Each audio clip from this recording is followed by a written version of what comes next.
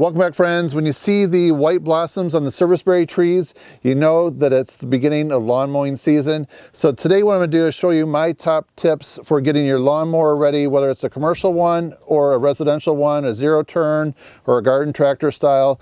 These tips will help get your mower ready so it'll run better the entire season. So let's get rolling.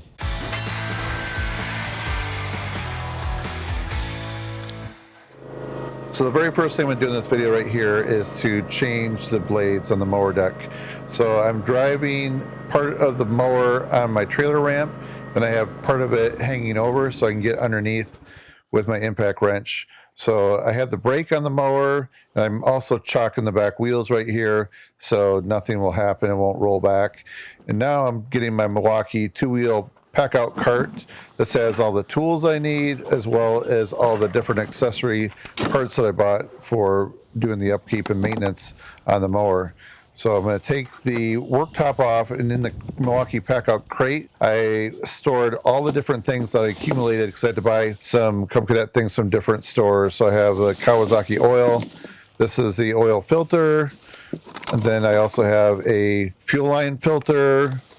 And then right here, it's a 3-pack of new mower blades. So now I have a total of 3 different blades I'm going to use so I can go and get them sharpened. And I'm going to change the blades with this Milwaukee Generation 3 impact wrench right here. It's a 3/8 style. It's really great for automotive use, but I'm going to test it out. This is kind of extreme testing for it because the mower deck, sometimes it's really difficult to get the blades off. So right now I'm using a 15/16 impact socket. And you can see it's on there pretty snug, but the Milwaukee did a great job getting that off right there. So now we're going to take a look at the blade. It's not the worst looking, but you know, it definitely needs to be sharpened. There's some gouges right there in it. So I did do one mowing of my lawn in the spring. I like to use the older blades and then change them out with new ones. So I often feel like there's some things that have fallen, some branches on the ground or things that you might, some clumps maybe from snow plowing. So it's a good idea to use some older blades and then mow once and then put the new ones on. So now with these blades right here, you can see it says the grass side down. So we're going to make sure they're in position and they're a star pattern. So that way they will lock in. And then we're just going to put that nut back on there, get nice and snug by hand. And then we're going to just go ahead with the impact right here, snug it down. Now we're moving on to the second blade right here. Let's see how it does here. We're moving it. Does require a little more work, but it definitely removed it. Now let's try the last blade. So I moved the mower to the opposite side of the ramp so I have better access to it underneath. And piece of cake. And now the very next thing I always do after changing the blades is riding the mower deck. So you can see it's nice and smooth, no vibrations, it passed the test. So we're ready to move on to the next maintenance item. As you can see now, the sun's starting to set, which means if we want to continue working outside, we're going to have to bring in some lighting. So I have the Milwaukee M18 3000 lumen light. This is a pack out light, and it has 3 different swivel lights.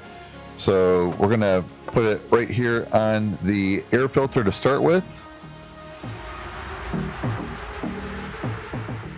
So I'm just taking the hose clamp off right here on this rubber elbow, and requires a little bit of pulling and have it off. Right here is the filter. It's pretty bad, and there's a lot of grass clippings and dirt around it. So what I'm going to do is put that rubber elbow back on to cover any of the debris from falling into the carburetor. So we're just going to take everything out, the big clumps out, and then get a shop rag right here. Just get all that dust so we'll have it prepared for the new filter. Here's a comparison. The new filter on the bottom, you can see how much cleaner that is. It's definitely a good idea to change this at the beginning of every season. And this is probably one of the easiest items to do. It just takes a couple minutes and you're off and running on to the next item. So now I'm putting on some blue nitro gloves because I'll probably get some gasoline on my hands. Changing the fuel line filter. This one's smaller than the original. This is the first time I'm changing it. And I looked online, and this is a fuel filter they recommend. I'm going to keep looking to see in the stores if I can find a bigger one that matches the original factory one. But we're going to go ahead with this fuel filter since they recommend it and see how it works.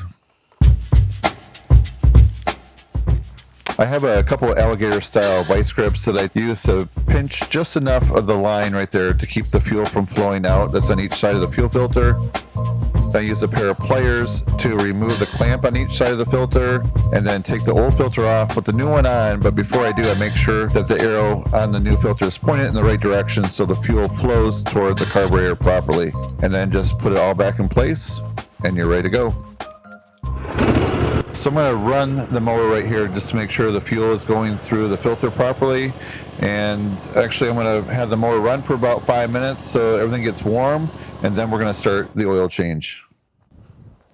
All right, so the first thing we're going to do is drain the oil, and right here is the drain tube. So we're going to aim that into this drain pan right here.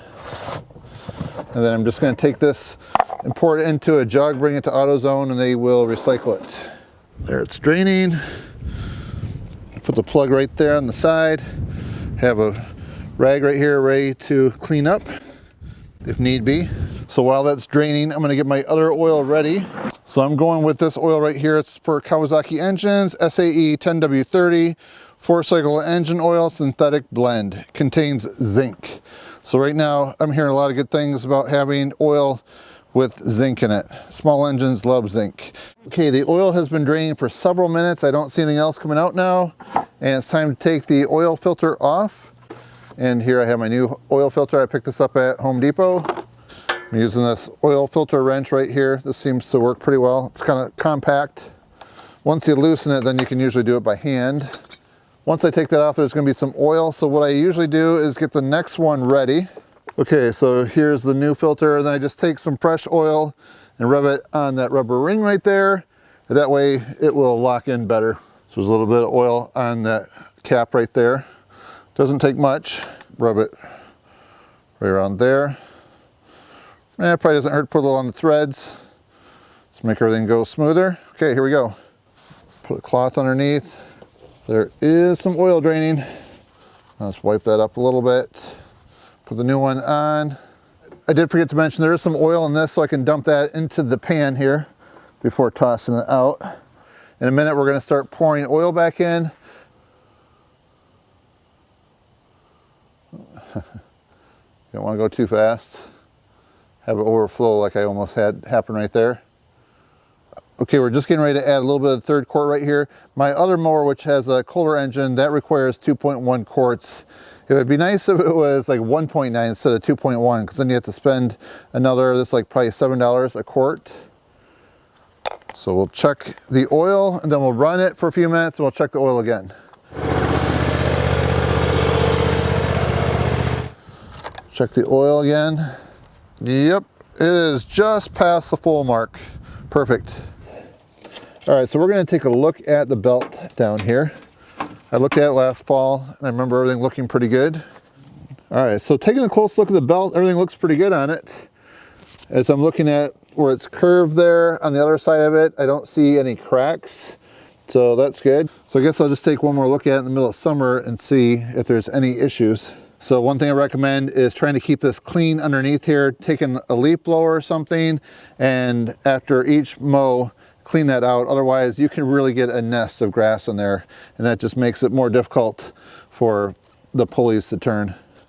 On this particular mower, there isn't as much maintenance required, so I just recommend going underneath from the back and taking a look at the pulleys, taking a look at the other belt, and just make sure there's no grease leaking out from any of the pumps. So if you have a commercial mower, we're going to go over here and look at my Skag Turf Tiger. I'll show you a couple other things that you'll have to do on that. This type of mower right here requires a grease gun and going around getting all the grease fittings, the Zerk fittings. So there's each spindle on the mower deck you need to get. There's like another one right there on the bar that raises the deck. There's hydraulic fluid that needs to be changed in the filter, I believe like every 500 hours. The drive shaft, there's some Zerk fittings on that. And there's a gearbox right there that I recommend checking the gear oil in there at the beginning of every season. If you let that run too low, that could be a $600 repair. All right, so now everything is up to date as far as all the maintenance on it goes. I don't foresee having any issues this summer because everything looks good on it right now. So I'll just continue to keep watching it. And this work that I did in this video probably took me a little bit over an hour. So if you're gonna do it, I recommend that you check your owner's manual to make sure you do it according to their recommendations. And then some of the products I use in this video, I'll have links to down below in case you want to check them out, some of the tools and things. And if you find this video to be interesting, helpful, and informative, please give it a thumbs up and help support my channel. That's it, friends. Thanks for watching. See you next time.